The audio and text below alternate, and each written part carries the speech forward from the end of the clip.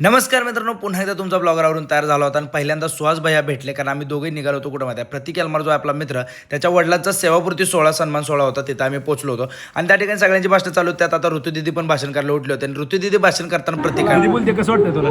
वाटतंय मी शिकवलं तिला सगळं. त्यानंतर आपला शूटला जायचं होतं, अशा बिल्डिंगचा पण शूट होता आणि त्यानंतर माने साहेबांनी नाही, मीच पैसे देऊन लस्सी पाजलेली या ठिकाणी हे सोमा. त्यानंतर शाहिदबाई भेटले, स्वतः लई दिवसातून क्यूट माणूस भेटलेला आहे. त्यासोबतच इथं आपल्या माय ट्रस्ट कंपनीकडून आपला आता स्पॉन्सरशिप मिळालेली आहे. आता आपला दर महिन्याला स्टॅक येणार. आपण लय खुश आहे, तुम्हाला सांगतो सगळा उद्या विषय काय ते व्हिडिओमध्ये. त्यानंतर लगेच जिम मध्ये पोहोचलो होतो मस्त पैकी. दोघात काय भांडणं वगैरे झालेली?